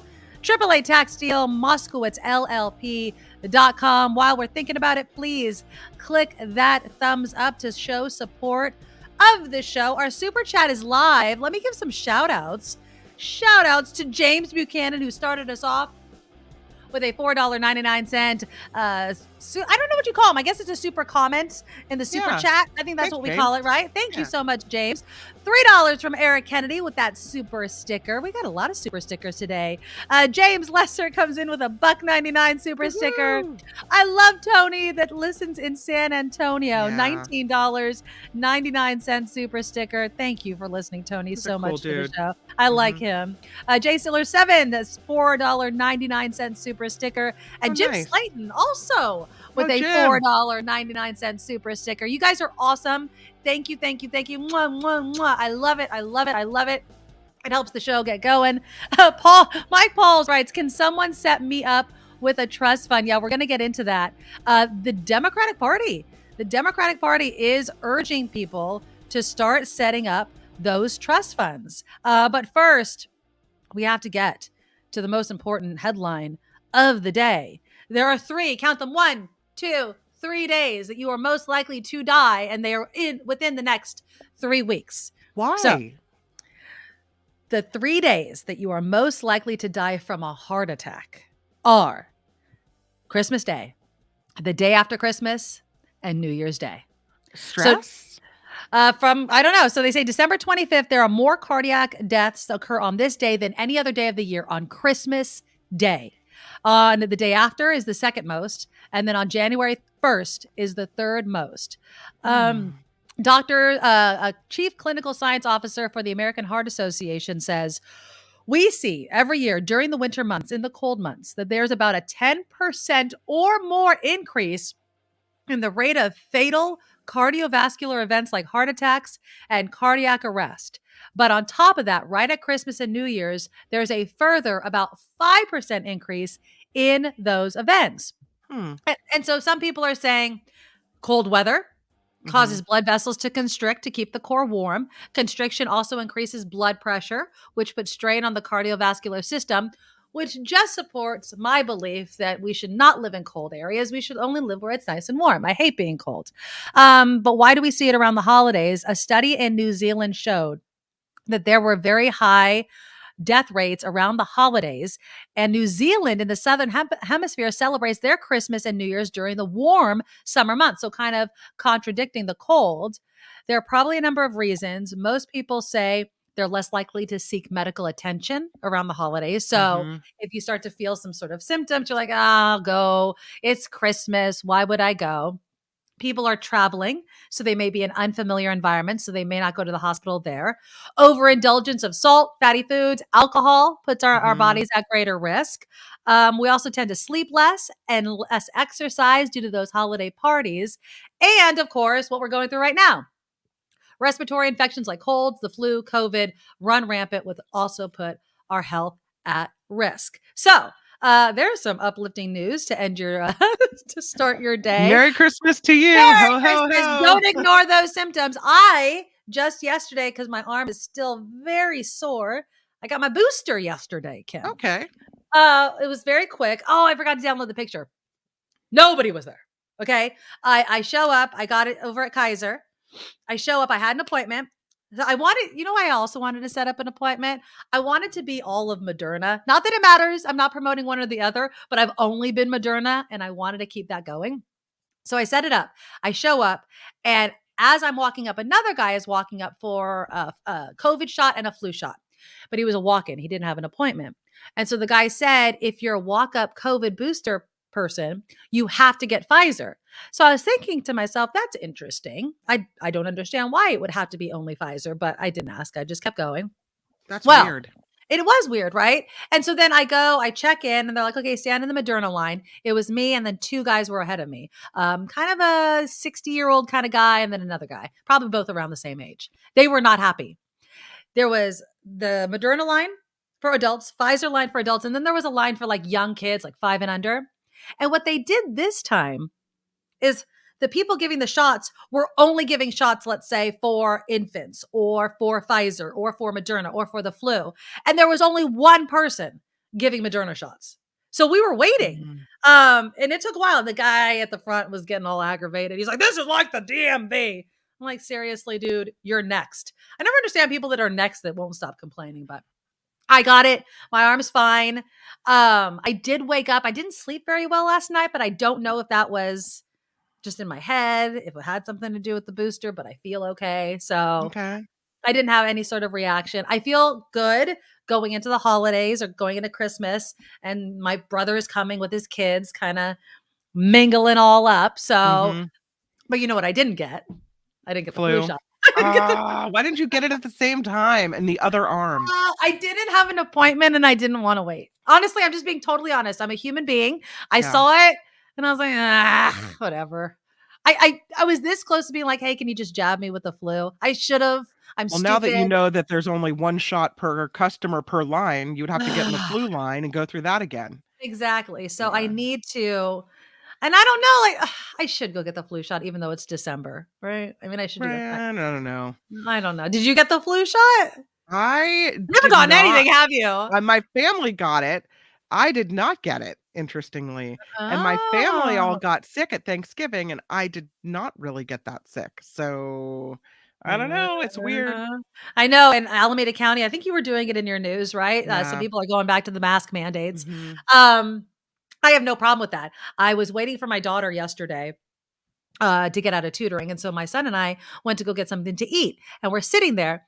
And it was really cute. He decided to sit on the same side of the table as me. So our backs are to the rest of the restaurant. And there's this woman at this table who's facing us. So we're all facing the same way. And she walks in with a mask. And I was like, oh, that's very thoughtful. We didn't have a mask on because we were eating. Then all of a sudden, she just starts coughing and sneezing. And I'll be honest, I was getting aggravated. But then I remember I had that cough not too long ago. But I was wearing my mask and she was wearing her mask. So I think that this is what society is now. You have a cold, wear a mask, Right. and just be considerate of other people. But of course, she was eating in the restaurant. I was like, get up, get out. I don't want you sitting behind me spraying me I'll with your tell you, germs. it's worse when there's someone right behind you at a play and they are not wearing a mask and they're hacking up a lung. And you're like, you can feel the air moving your hair, right? And you're like, okay, so now your hot, nasty breath is shooting my way and you're not wearing a mask. That's annoying. No, yeah, I Yeah. don't like it. So yeah, just, if you have a cold, I will say this. I mean, everybody makes their own determinations. If there's a mask mandate, don't be the a-hole that has to have a conniption fit about it. But it's just polite. Put a mask on if you have a cold. It just seems normal. Okay, let's talk trust funds. Any trust fund babies in the chat? I'm not a trust fund baby. No. Although, it's Steve Moskowitz, again, our sponsor. He could probably talk you all the way through setting up a trust fund. We know he can, actually. He can help you decide what to do because it's important. You can have a living trust. You can do all of those things. But on Wednesday, Democrats released a report highlighting the benefits of something called baby bonds. Now, these are trust funds that are given at birth. There was a report released on the benefits. Now, these accounts are provided by the federal government to children at birth with a certain amount of money that would be supplemented each year based on household income. And then when the child reaches adulthood, according to the report, they would have access to the funds to use on major expenses like college, higher education, buying a home, starting a business. What do you mean baby bond? Is it like a savings bond or is it an actual trust fund? So apparently this is something that's provided by the federal government. It's called a baby bond. It was unveiled.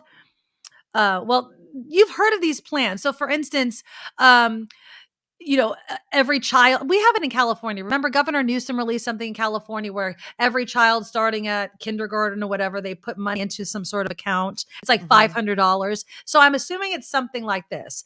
In New Jersey, they unveiled a plan to give every American child a $1,000 savings account that can be accessed when they turn 18. They would get additional deposits of up to $2,000 each year, depending on income. So, I mean, according to this article and this report that I'm reading, baby bonds would be funded by the federal government. Now, obviously, if you're a real trust fund baby and your family's hecka rich, you're not getting this. You're not getting a federally funded baby bond. But I do think that this is a good idea for lower income people who meet the requirements. They're doing it in Oakland. Remember Oakland Mayor Yeah, Living yes, exactly. talking to you about the fact Right. that they're setting up some type of account for low-income children in Oakland so that they will be able to afford college. It's actually a great idea. I think it is. I mean, this is the thing. I know when people have babies, everybody wants to give the baby toys and blankets. Give them savings bonds, give them CDs, give them something that could, last a little bit, because they're not going to keep every toy and stuffed animal, but something like that can really set the kid up for success. And who knows what the financial world is going to look like, Kim, when our kids are trying to buy a house or out there. And then that's not too long from now. But, we have our friends that have just had babies. I mean, give them money. I gave our friend Carolyn has a brand new baby girl. I just gave her money. I'm like, put it towards college, do something, because I could buy a book or a stuffed animal, but the kid's going to get tons of that stuff. So if you think you may qualify for this, just look up baby bonds. And again, they put out the Joint Economic Committee actually released the report on setting up these federally funded bank accounts, saying they promote economic opportunity and drive broad-based growth. So, Do you have college funds for your kids and savings accounts and everything? I do. And I'll say Mhm. this, it's the only thing that I'm continuing to fund since I got laid off. Yeah.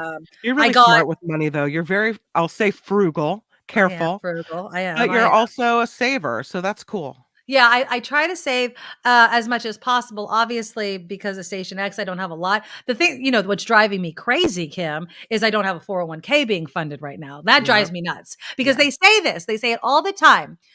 Do not, like, instead of putting money away from your retirement, put all your money towards your kids' college education. Don't do that, because you know what there isn't? There isn't a loan for your retirement. Okay, so if you hit retirement age and you don't have enough money, you're asked out. I've Go been back to meaning to work. talk to you about this, actually. Why isn't there a Nikki Medoro Show healthcare program and retirement fund? Like, Just what's going die, on I with guess. that? Yeah, I know. I don't know. Just die. We need to call Moskowitz and get on the stick. I mean, you have health insurance under your husband, right? Yeah. Yeah, I'm yeah, just yeah. giving I'm That's giving you why. a hard That's why, time. because we're kept women, Kim. Oh, is Our that husbands it? keep us healthy. Yes, my No, but husband does not want me to die. when we were at Station X and the layoff, the mass layoff was taking place, I was looking around worried about some people who Oh yeah. aren't married, who don't have that backup of, having health insurance through a spouse, who don't have that second income, because it's rough for some people out Oh, there. So, absolutely. And like Eric Kennedy, why isn't there a single payer? The thing that sucks, and it's a great point, and there should be, Eric. For people that are single, that get laid off. Cobra is not insurance. Cobra is the most expensive thing that you could possibly get if you don't have employer-based health insurance. You have to price things out. And I know on our friend Mark Thompson's show today was our friend John Daly's last day. And one of the things that I heard him say is, I need health insurance. Health insurance is so expensive if your employer doesn't provide it. It just is. And so you have to figure out a way to get that done. I was always on my husband's insurance, so it's not like I had a transition, and he has great insurance. yeah, same for me. So Because they I'm work for lucky tech in that way. companies, so Well, I mean, yeah. my husband is a good union job, so Mhm. go 393. So that's amazing, and it's a weight off my shoulders, especially as we get this thing going. But healthcare, it's expensive. Nick writes in, healthcare is a basic right, and money should never be the deciding factor in receiving necessary treatment. Period. Full stop. You are absolutely correct. I'm watching this documentary. I think it's on Hulu. And it's about Martin Shkreli. Remember Pharma Bro, who raised the price of that medication like 500%. And I don't know, he was like taken for securities fraud or some crap. But they were talking about this, how there's these orphan drugs, and they call them that because the disease that they fight or cure is very rare. And so there's not a lot of money in it. So how do you make money and get these drugs? You charge a lot for each pill. And he monetized that. He did it, and it's legal. But this argument of, when people are sick and dying, do we take care of them as a society, or do we just let them die? And I know that there seems to be some in our country who do not believe that Yeah, health insurance is a human right. And it's insurance ridiculous. companies would say, "Let them die." I'm Yeah. sorry, but that's not covered, sir. Yeah, exactly. Sorry. Here's, rub some tussin on it or something. I have no idea, but it's we are better than this. That's all I have to say. And hopefully we figure it out, because our healthcare system still sucks. Even with the Affordable Care Act, it still sucks. So we need to make it better. And that's going to take some consensus, and kind of like what we were talking about with Kirsten Cinema. We need people to just agree on the basic human right that healthcare is. So, Since it's Food Friday, can I tell uh-huh, you that and we're talking about husbands for a moment. uh-huh. We order from this Impossible Food, not is it Impossible Foods? Impossible Foods, yeah. Is it Or Impossible Beyond Foods? Meat. There's both. Oh, Yeah. no, it's not fake food. I mean, it's not like, meat that's not real meat, but Okay. What's it it called? Impossible? what's that? Imperfect foods. Oh, yeah, yeah. Imperfect, like vegetables and I'm stuff. Yeah, yeah, sorry, yeah. Yeah. Imperfect Foods. And so we order from them occasionally. It's all organic, and, Right. it's a lot of It's just produce not that comes. pretty. Yeah, it's the stuff that, maybe has a ding on it, the produce that has a ding that people at the store don't want, but it's totally fine. And so we order that, but they also have all these other products. And so our imperfect foods order just arrived in the other room. And Okay. so David brings me these candies by Alter Eco, ECO, Alter Okay. Eco, a salted caramel truffle. Ooh. Oh my Okay. God, is it good? They have the best organic candy. Some of it's vegan candy that I would Ooh. never think would be good. And it's so, so delicious. Oh Well, my I mean, God. I'm not really a huge chocolate person. Like, I'll have like a piece of chocolate and that'll satisfy me. And that's the truffle. It's chocolate, right? Yeah. Yeah, Chocolate with salted caramel inside. I Holy like cow, is salted. that good? I like, if I'm gonna have like the salted chocolate and sea salt or something, that's Hmm. really good. Chocolate and almonds is really good. Um, yeah, now you're making my mouth water. I got Chinese fake meat over here. I got You have to chocolate go on to my that mind. Imperfect Foods website and look at all the desserts they have. Did I ever bring you the chocolate cups? They're Reese's Yes, yes, cups? you brought them to They're me at Station X. Yes, those were good. Those were really so good. good. They have a Yeah. coconut candy. Now here they come with this salted caramel truffle. I'm telling you, people, Wow, you think you're yummy. getting produce in the bag and you open it up and it's like, good morning. Well, Hello, look, it's well, candy. speaking Yeah. of good morning, Ricardo, we're gonna see Kim in the flesh Mm, on Monday. God. Love it, love it, love it. Don't be like that. It's gonna be awesome. I'm beside myself excited. This is just gonna be so much fun. Okay, well, speaking about being in the flesh, people are continuing to weigh in on the GMA affair. Okay. I find it quite interesting. Now, let me ask you this, Kim. When we were at Station X, I Hmm. mean, there is just a natural built in competition with other stations, right? So Right. even though the station that in San Francisco, KCBS, is a totally different format than KGO was at the last check, because we're talk and they just do straight news. There's always kind of this incestuous because we'll have people that'll leave us and go to them and vice versa or whatever. Right. Um, Now, if some drama happened, I would say that the competition is so much more interested in it than anybody else. Don't you think? Like if something's happening over there, you get to find out the stories because you know people over there. And Well, when so, Station X imploded, I'm sure the people over at State KCBS were both like, oh, "Whoa, look at that!" And also sad for us because of we were course. all at one point. Most of us were reporters for Yes. Station X, and so when you're out at a story, you get to know people. They become So your friends. we Yeah. know all those people over there, right? Mhm. I consider some of them friends.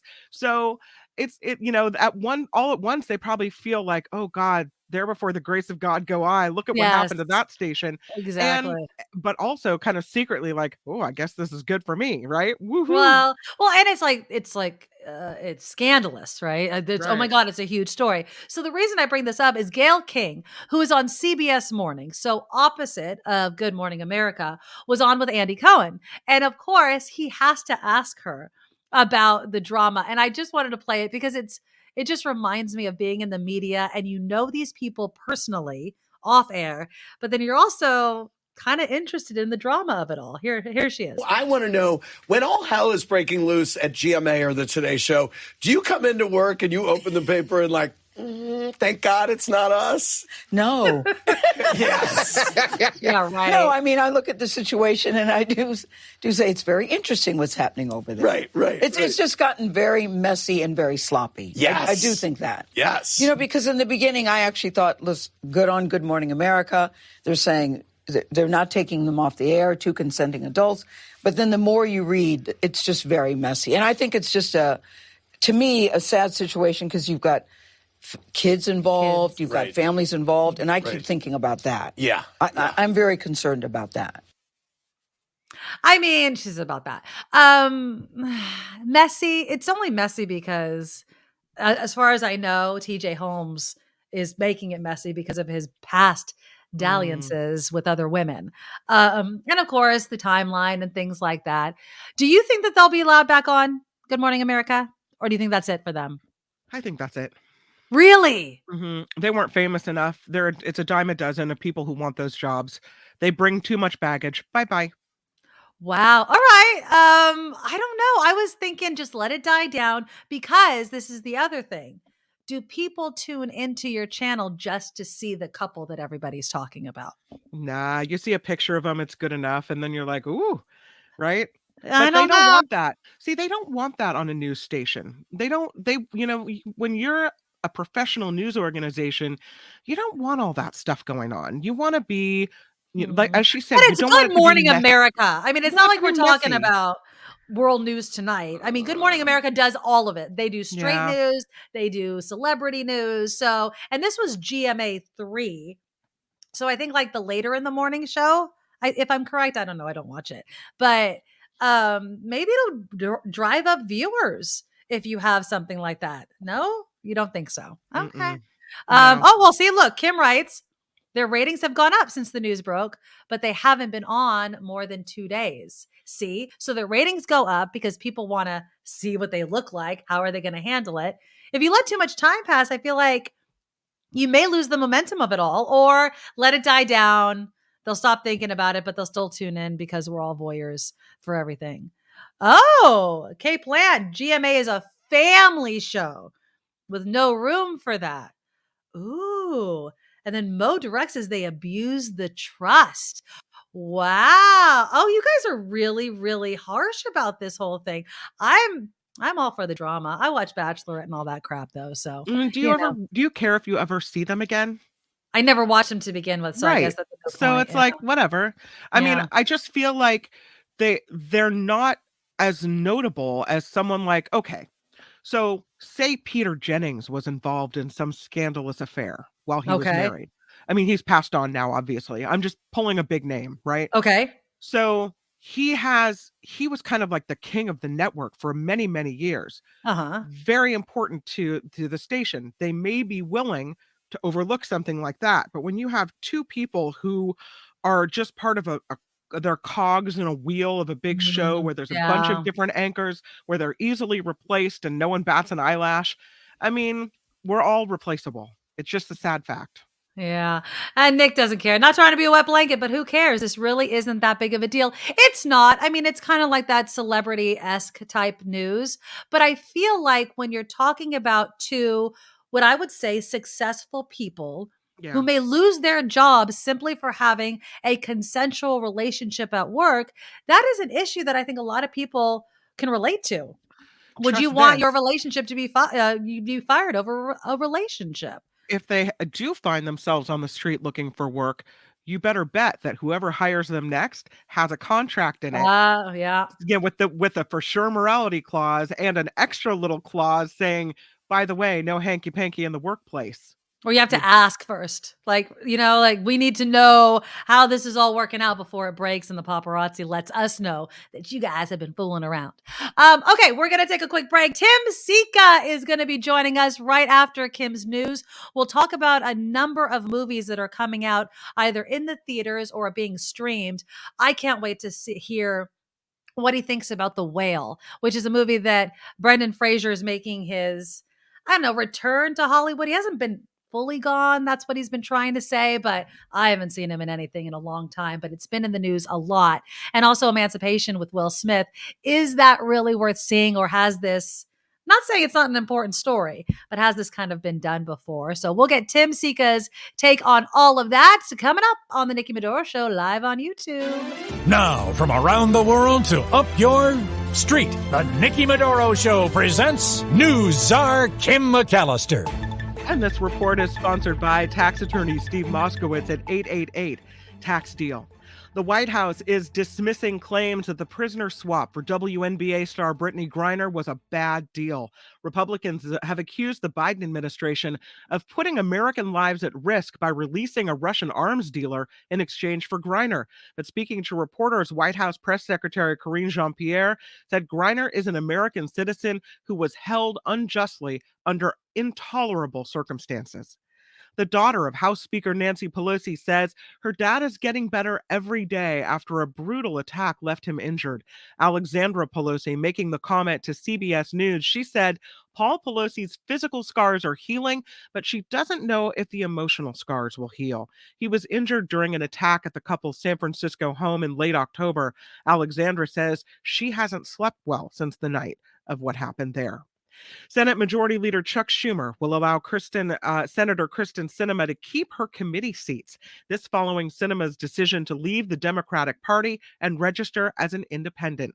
Schumer says her decision will not affect Democratic control of committees, which now includes the power to issue subpoenas and clear nominees without Republican support. A former Minneapolis police officer charged in a state case linked to the death of George Floyd is now being sentenced. J. Alexander Kang was given 3.5 years behind bars for aiding and abetting second-degree manslaughter. The state sentence will run at the same time as the federal sentence that he is serving. Kang is serving a 3-year federal sentence for violating Floyd's civil rights.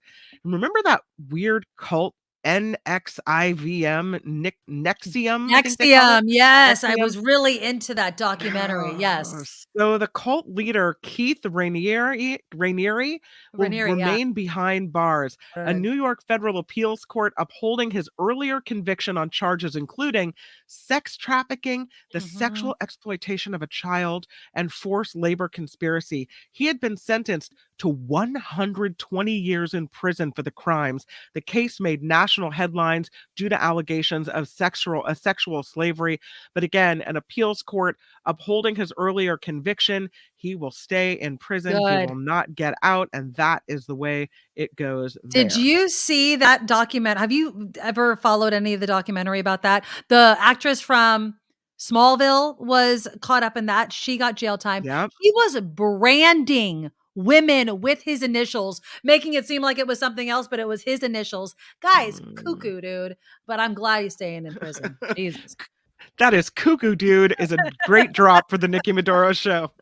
And lastly, Taylor Swift is signing a deal with Searchlight Pictures to make her feature film directorial debut. Oh, yeah, I heard about this. So this pop superstar reportedly has written an original script, but plot and casting details are being kept under wraps. Searchlight presidents David Greenbaum and Matthew Greenfield said Taylor is a once-in-a-generation artist and storyteller.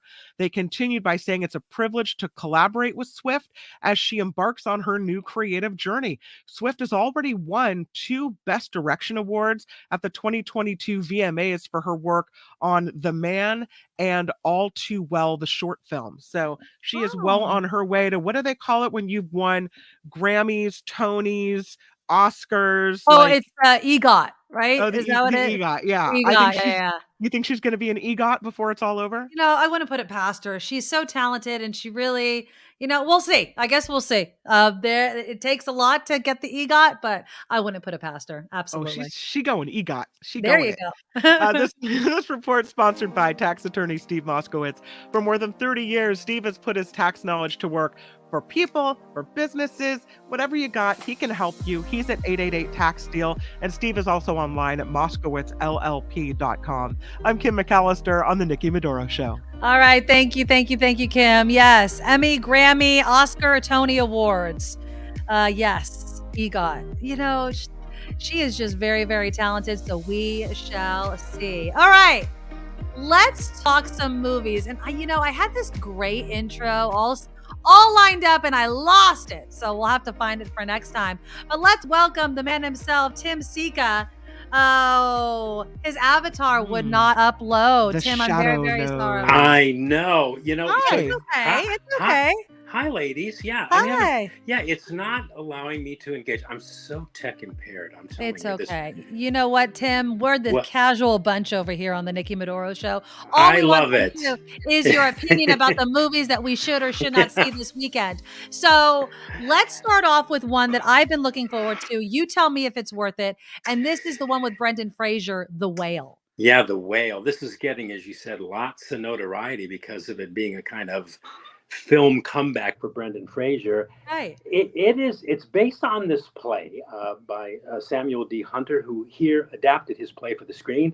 It's directed by Darren Aronofsky, whose other films include Requiem for a Dream and Black Swan and The Wrestler, which was also a kind of a similar comeback for Mickey Rourke. Anyway. Yeah, that's right. Yeah, in The Whale, Brendan Fraser plays a college English professor who's teaching online. He's teaching from home because he's housebound because he is morbidly obese. Mm-hmm. And the main thrust of the plot is that he's attempting to reconnect with his estranged teenage daughter, whom he hasn't seen since she was 8 years old. So, is it good? Well, it's economically shot. It betrays its theatrical origins in that the action pretty much takes place on one set. It's one of those movies. Okay. Well, well, the ensemble is very good. Fraser is good. Samantha Morton as his ex-wife is good. Hong Chow as Fraser's nurse and best friend is good. Like I said, it's well shot. It's never static, which is, I think, a feat of direction because it is basically a play. But the problem with this movie is the screenplay. It's based on a not very good play to begin with. It's not especially well written, in my opinion. It has some good ideas, but it's kind of a mess. I mean, there's references to Moby Dick, the Herman Melville novel, and Walt Whitman's Song of Myself, and here and there commentaries on religion and parental neglect and sexuality and the pointlessness of trying to save somebody. There's this hammering message that's shouted, not even implied, but shouted here about authenticity and the importance of personal honesty, but not much of it meshes. And these ideas, which are really, really good ones, they just seemingly pop up out of nowhere within the narrative. They're not tied to anything specific. And worst of all, they're secondary to this gimmick of obesity. Bottom line, I don't think it's a very good play or a very good screenplay. And the emotion that the movie tries to drum up at the end too, I don't think it was particularly earned. I didn't feel anything. So I think it's an okay movie if you want to see a shockingly obese Brendan Fraser. I read somewhere where he was outfitted with 300 pounds of padding every day and in the makeup chair for 4 hours a day. It's an okay movie, but it's more of a curio, I think, than anything else, if that makes any sense. Okay. Yeah. I will say one thing though, that this is the movie to watch if you're on a diet or you're trying to drop some pounds and you're feeling tempted to go off your diet. Okay. This will get you to not give in to any momentary food temptation. I'm telling you. All right. So he's in a prosthesis now. So the script isn't good. Do you think that Brendan Fraser did a good enough job to get that 4-minute standing ovation? Yeah. No, No. He's very good. But for me, it was hard to get past all the what would you call that stuff he was in? I mean, it seemed very obviously calculated to make you give a 4-minute standing ovation, if that makes any sense. I get it. He's good. He's good. I honestly don't see what all the fuss is. I guess because it's a comeback, and it is a good performance. It's a good performance. I just wish I could have got caught up into it more. I didn't. I just kept asking questions like, what is she doing? Why is this happening? What does this have to do with what just happened? And why is this happening? And all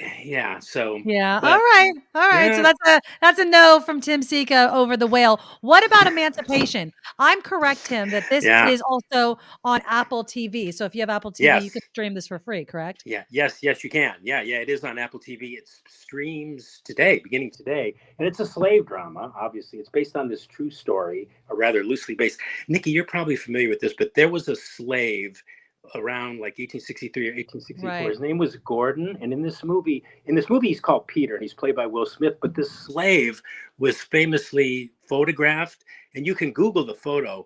But there's a photo of this slave showing his bare back, which was hideously lined with evidences of whippings from his slave owners. It's a very famous photograph, and when this photograph was published, it gave the abolitionist movement in the United States proof of the cruelty of slavery, and it also gave people an idea of how these slaves were treated. Anyway, that photo is the basis for this movie. It's directed by Antoine Fuqua. It stars Will Smith. He plays this enslaved man in Louisiana in the 1860s. who flees the plantation, and then he's hunted down by this slave hunter played by Ben Foster. So it's basically a chase movie. And dear God, I mean, this country and its history with slavery, to me, this was in style and design a horror movie meant to shock and appall, and it does both in good measure. 12 Years a Slave seems tame by comparison, and this movie, like that movie, was not fun at all. I remember they were calling 12 Years a Slave an Eat Your Peas movie. This is like Eat Your Peas and Beets and Okra movie. Oh. I mean, it's unrelenting in its cruelty. The Louisiana Rebel Railroad, where the Will Smith character is enslaved and he's forced to work under inhuman conditions, it's portrayed almost like a Nazi concentration camp. It reminded me of that Auschwitz drama, Son of Saul. And so this movie is one endless horror after another, and beyond unpleasant, though I think it was meant to be. So given that, I mean, it's a pretty good movie. It's just very, very intense. It's beautifully photographed, largely in black and white. There's a lot of powerful imagery. The music score, evokes the horror of slavery big time. And for 90 minutes, it's Will Smith being pursued by Southern slave-owning sociopaths. And you get this momentary relief at the 90-minute point, but that's fleeting because the next 45 minutes is all Civil War battles and brutalities. It's a good movie, but I can't say I liked it. I mean, it was so brutal and hard to watch that it was a chore sitting through it. And frankly, I just wanted it to end. But Will Smith, I got to give this guy credit, man. He is amazing. I mean, his Haitian accent is flawless. He delivers a physical performance on the scale of what Leonardo DiCaprio delivered in The Revenant, and he won the Academy Award for that performance for Best Actor.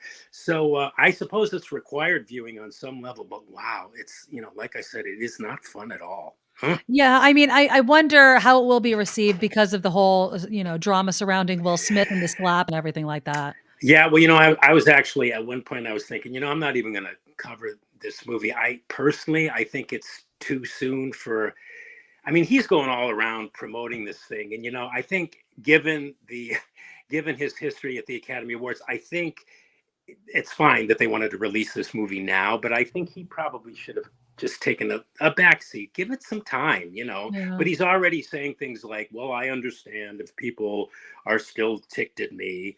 One wonders if he even learned anything. I don't know from that incident, because he's out there doing his thing again, like it never happened.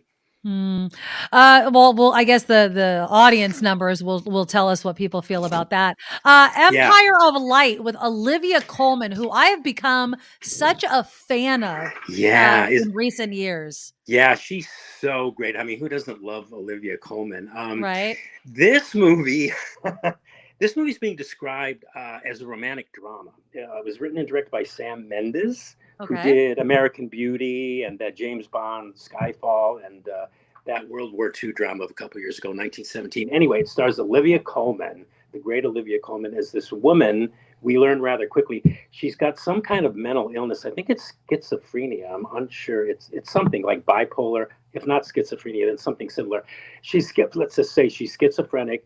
She loves poetry. She works in this London movie palace, and she winds up having this interracial affair with a guy, a man half her age, who also works at the same movie palace, where the theater manager of that movie palace, played by Colin Firth, is sexually abusing her. Oh, geez.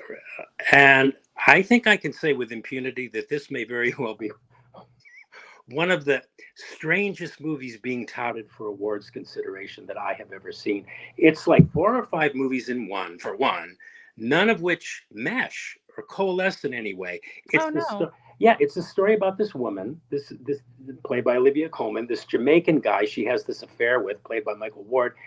And it's about a movie theater. It's about mental illness. It's about poetry. It's about racial prejudice, workplace abuse. And on top of all of that, it claims to be a celebration of the movies, which is weird because none of this really works. It plays as if it's being made up as it goes along.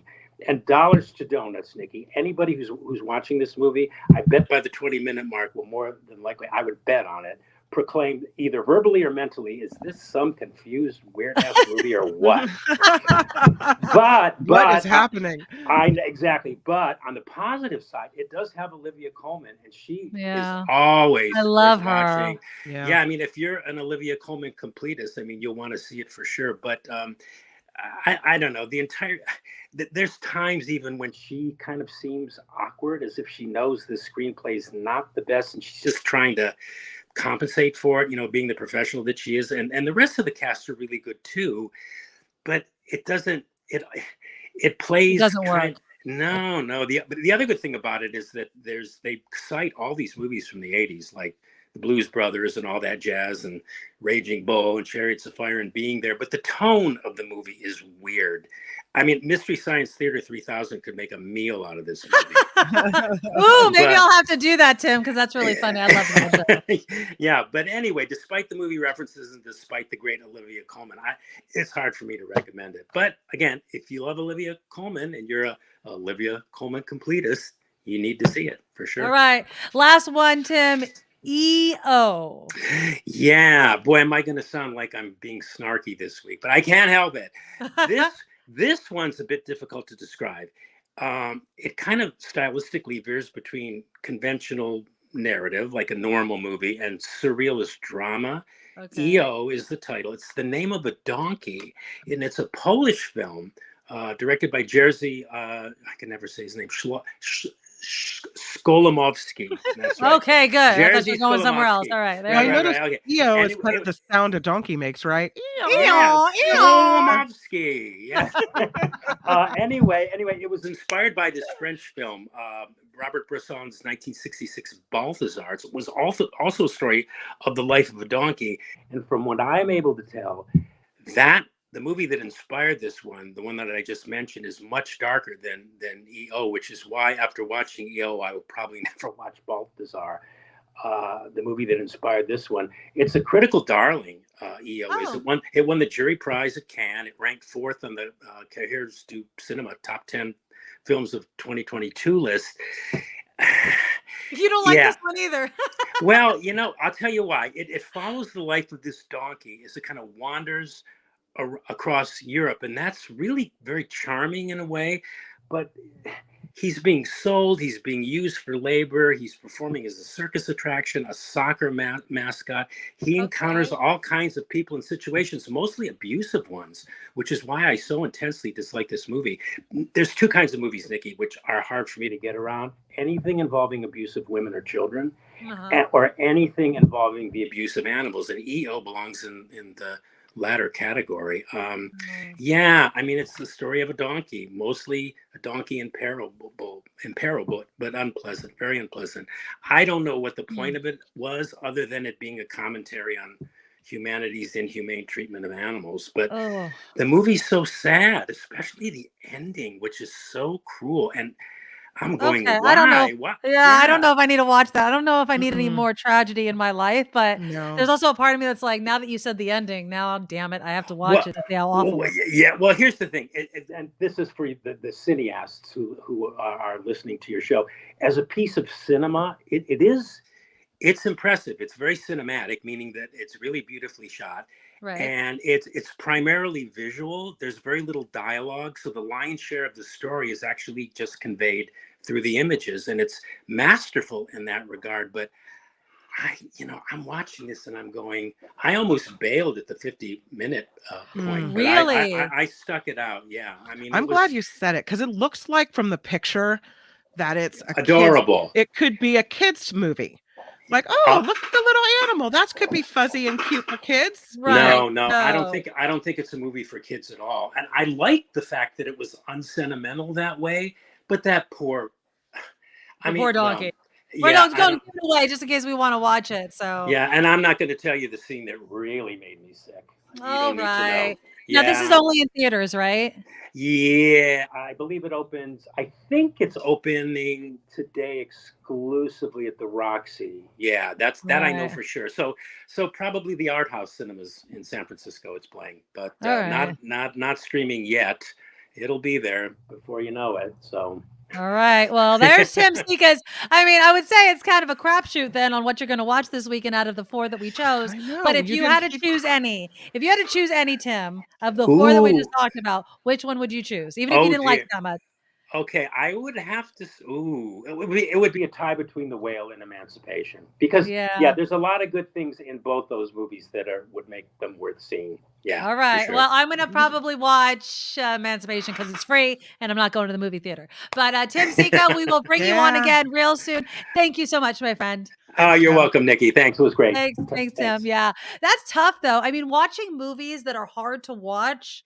Yeah. Are there any movies like that for me that I won't watch again? There are. Schindler's List. Can't do it again. I've watched Schindler's List more than once, but there's another one, and I'm totally brain farting on it, but I'm like, I don't need to see that movie again. I watched it. I don't need to watch it again. It'll come to me, but there's a lot of things that, you should watch just to experience it. We had someone admit in the chat room, which I think honestly is really, it's telling, and I appreciate the honesty. Donald wrote in, another example of being raised under white privilege. I'm white and I've never seen this photo until recently. And again, if you missed the photo, I've seen this photo before. Yeah. Where is it? Here it is. And this is, he's been dubbed Whipped Peter. That's the role that Will Smith plays in the movie Emancipation. And it's all about this man's life. That's a real photo of yes, that's a real photo. Yeah. And so there's some movies that just educate and are hard to sit through. So I think I'll try. I'll see if I do it. Now, Schindler's List was like that for me. I mean, I think you have to watch it once. But I when there were children wading through sewers. Oh God, I know, right? I had to get up and leave the theater and cry and take a breath because it was so emotional. And so, I mean, how much power does a movie have that they can really make you feel like you were there and feeling the injustices and feeling the sorrow for people, right? So I went back in, have to watch that movie at least one time, but I don't ever know if I'll be able to sit through it again because of the emotional impact it took. Oh yeah. I mean, it's not something that I'm like, oh, let's go watch Schindler's List. But there's movies that, because of just what you said, people that never lived through it, maybe don't know anybody that lived through it or has family that lived through it. They can actually at least have a taste, a semblance of the pain and the fear and the horror that these people went through. So, and I think that is where these types of movies fit in. Do you want to watch it? Are you yearning like some blockbuster movie? No, but it serves a purpose, and that's what art is. That's what film is. That's what movies are. So let me know next week if you guys watch any of these things and if you feel the same way that Tim Sika does.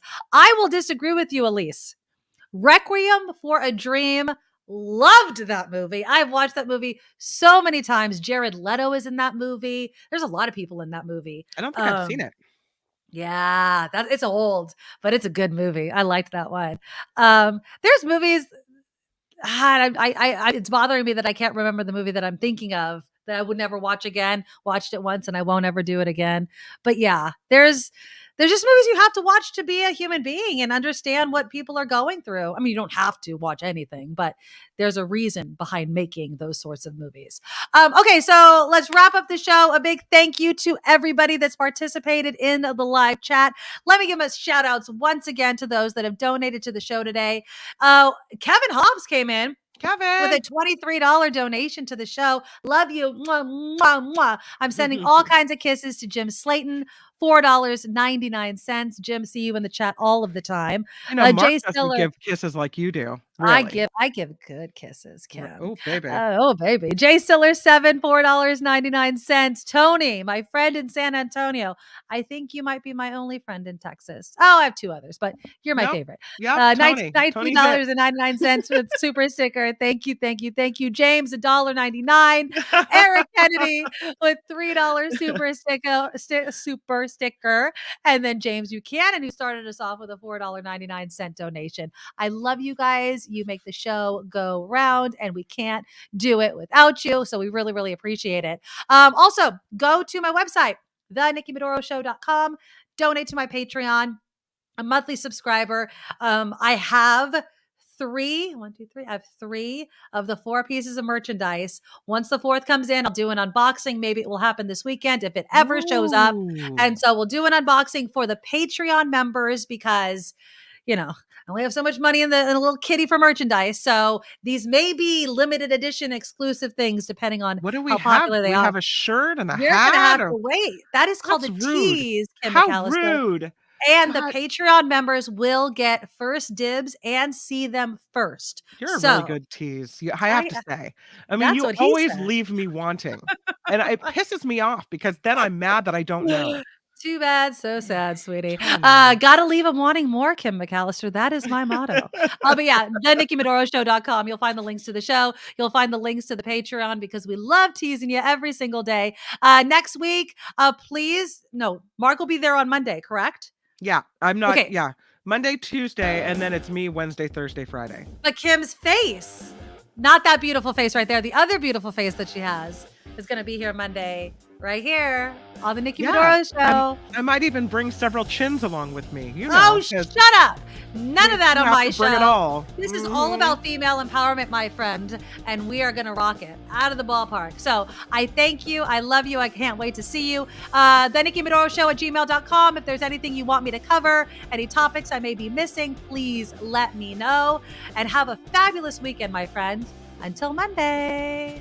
Nikki, you're all so awesome. Miss Brown, like a beautiful blossom. You're also the best. I really can't rest. You're all so awesome. Wow. Okay.